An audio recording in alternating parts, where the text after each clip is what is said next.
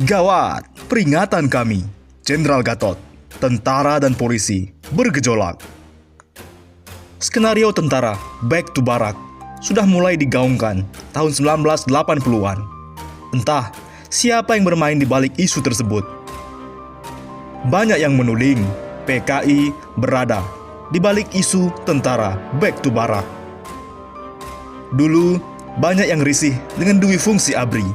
Entah risih atau ada yang merasa iri karena kepentingan ideologinya sejak Pak Harto berkuasa tidak boleh berkembang lagi.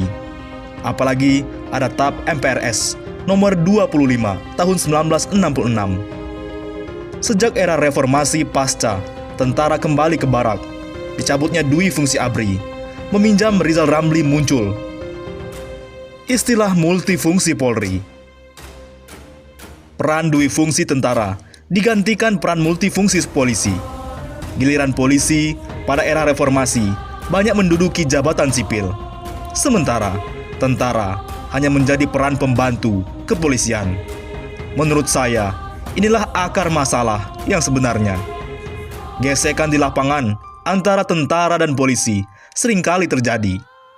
Beberapa hari lalu, terjadi pengerusakan Mapolsek Ciracas di Jakarta Timur yang kedua kalinya.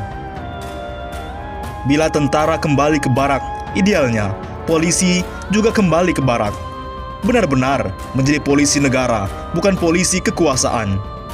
Jangan pula terkesan kelakuan seperti partai, malu-malu mendukung kandidat tertentu dalam pilpres atau pilkada.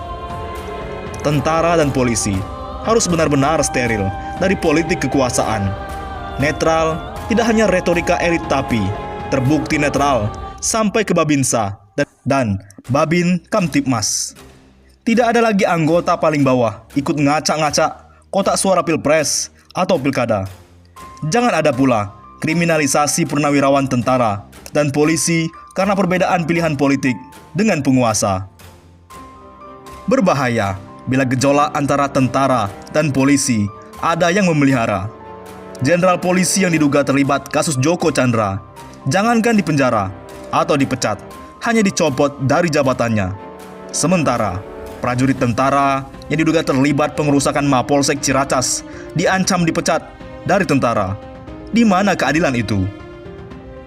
Semestinya akar masalahnya yang diselesaikan, yaitu ketidakadilan yang menimbulkan kecemburuan. Jangan ada seloroh dari masyarakat. Polisi dipersenjatai, sementara tentara dilucuti, senjatanya atas nama undang-undang. Gejolak antara tentara dan polisi bagai api dalam sekam.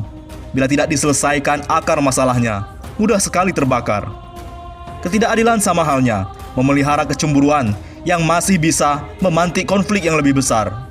Tentu saja, pasti ada pihak yang diuntungkan dari gejolak antara tentara dan polisi. Siapa lagi kalau bukan PKI yang sangat lihai dengan politik adu domba. Satu diangkat, satunya lagi diinjak. Tidak ada asap kalau tidak ada api.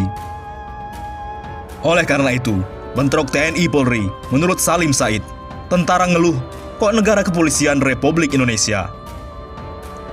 Guru Besar Universitas Pertahanan, Salim Said berbicara, akar bentrok TNI Polri yang terjadi lagi dengan insiden penyerangan markas Polres Cikarang. Salim menduga, bentrok TNI Polri ini tak jauh dari masalah kesejahteraan dan faktor psikologi Polri yang memegang kendali ketertiban masyarakat. Menurutnya, hal ini perlu ditelusuri supaya insiden kedua aparat ini tidak terjadi kembali. Salim berpesan, jangan sampai petinggi TNI Polri saling berpelukan, tapi anak buah mereka saling tembak-tembakan. Kecemburuan. Menurut Salim, perlu dicari akar persoalan bentrok aparat tersebut. Profesor Ilmu Politik Universitas Pertahanan itu menyinggung soal isu kesejahteraan antara prajurit TNI dan polisi. Cari, apakah memang ada persoalan? Soal kesejahteraan ini, kata Salim, menyangkut soal siapa yang kini terlibat mengatur ketertiban masyarakat. Dulu, TNI masih punya peran dalam tata tertib masyarakat. Namun, setelah reformasi, peran tersebut dicabut dari TNI. Tentara fokus pada pertahanan dan keamanan negara. Dia mengatakan, Saat dulu ramai pembahasan penghapusan dui fungsi, ada wacana tentara tak lagi terlibat dalam masyarakat, seperti mengurusi soal perizinan dan keramaian, yang mana rawan melibatkan uang. Gagasan dui fungsi disetujui, dan TNI tak terlibat izin. Sebaliknya, yang dapat kesempatan itu polisi. Itulah timbulkan kecemburuan. Ini menunjukkan arah persoalan, kata Salim dalam ILC TV One, Selasa 1 September 2020. Negara Kepolisian Republik Indonesia. Selain soal kecemburuan, Salim mengatakan, kemungkinan ada faktor psikologis. Dulu bertahun-tahun ABRI, nama sebelum TNI, menjadi sentral dalam penegakan hukum masyarakat. Malah, ada sebutan kala itu, polisi saat itu adalah partner junior. Namun, setelah penghapusan dui fungsi, perannya kini cuma dijalankan oleh kepolisian. Salim mengaku, soal suara prajurit TNI yang ia ajar di kampus, nuansa batinnya mempertanyakan peran kepolisian. Mereka mengeluh kepada saya, bagaimana NKRI kok sekarang begini ya? Kata mereka, NKRI itu Negara Kepolisian Republik Indonesia. Ya, saya jawab, itu kan keputusan pemerintah. Jenderal polisi jadi dubes, itu keputusan politik, kata dia. Oleh karena itu, wajib diatasi. Melihat dua faktor tersebut, Salim meminta agar akar persoalan konflik TNI Polri harus diusut, dicarikan solusinya. Salim yakin, tanpa penyelesaian akar persoalan ini, maka bentrokan bakal terjadi di masa mendatang. Ini akan terjadi terus. Beribu poster dipasang, tapi di bawah persepsinya lain, oleh keadaan dan mudah dipicu bentrok, jelasnya. Salim tidak membayangkan apa yang akan terjadi jika bentrokan itu melibatkan antar angkatan di TNI. Bakal lebih mengerikan dan membuat was-was. Untuk itu, dia meminta pemerintah dan pihak terkait mencari akar persoalan ini. Oleh karena itu, mantan Kepala BAIS, ingat Jenderal Gatot Nurmantio, redam bentrokan TNI Polri. Saat itu mirip perang. Mantan Kepala Badan Intelijen Strategis BAIS, TNI Letjen TNI Purnawirawan, Yayat Sudrajat, menyesalkan aksi penyerangan terhadap Polsek Ciracas, Jakarta Timur pada 29 Agustus 2020. Apalagi aksi penyerangan melibatkan sejumlah oknum prajurit TNI. Mau jadi apa negara ini kalau para aparat saling berkelahi? Ini harus jadi bahan introspeksi para pemimpin TNI. Ada apa di balik penyerangan Polsek Ciracas? Kenapa? Kok gesekan terus terjadi antara Polri dan TNI? Kata Yayat dalam kanal Rubuseno yang diunggah Rabu 2 September.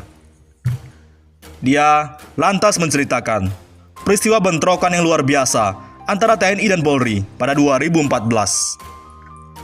Waktu itu, Yayat yang menjabat asisten pengamanan Aspam, Kepala Staf Angkatan Darat KSAD, menyaksikan bentrokan tersebut seperti perang. Jadi, peristiwanya nggak kayak penyerangan Polsek Ciracas. Saya ingat, waktu itu seperti perang. Sudah menggunakan senjata, kemudian peluru dikeluarkan dari gudang, ujarnya. Namun, di saat yang genting tersebut, Jenderal TNI Purnawirawan Gatot Nurmantio, yang saat itu menjabat Kasat, langsung turun tangan. Gatot, yang tengah menghadiri agenda penting di Australia, langsung balik ke tanah air. Perkelahian Batalion 134 dengan Brimob saat itu begitu luar biasa. Sudah seperti perang. Saya ingat waktu itu Pak Gatot sedang ada kunjungan ke Australia. Tetapi begitu mendengar kejadian tersebut, langsung kembali ke tanah air dan menuju lokasi, kenangnya. Seluruh prajurit kemudian dikumpulkan Gatot. Di saat-saat terjadi situasi kritis, di mana hampir tidak bisa dikendalikan, tetapi dengan kehadiran Gatot, semua bisa kumpul. Kemudian diredam dan dijelaskan bagaimana seharusnya jika seorang prajurit. Kebetulan, Pak Gatot punya banyak pengalaman menangani hal-hal kritis, baik pada saat penugasan di tim-tim dan Papua. Alhamdulillah, semua pucuk pimpinan baik TNI maupun Polri datang dan bisa diselesaikan masalahnya, terangnya. Untuk mencairkan suasana, Gatot mengajak olahraga, lari bersama. Alhamdulillah, kata Yayat, sampai sekarang tidak terjadi lagi bentrokan antar kedua kesatuan tersebut. Namun, penegakan hukum tetap dilakukan meski TNI dan Polri sudah berdamai. Lebih lanjut dikatakan, di TNI ada satu moto, bahwa tugas pimpinan adalah melaksanakan tugas pokok dan memperhatikan kesejahteraan prajurit. Tidak ada anggota yang salah, kecuali perwiranya atau pemimpinnya. Hadirnya Pak Gatot membuat para prajurit merasa diperhatikan pimpinan.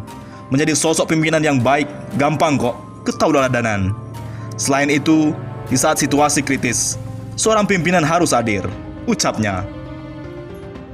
Situasi yang sangat genting saat itu bisa cair berkat Pak Gatot. Beliau menunjukkan ketauladanan seorang pemimpin yang selalu hadir di masa-masa kritis. Dan terbukti, seluruh prajurit menuruti perintah Pak Gatot, pungkasnya. Bagaimana menurut pendapat Anda?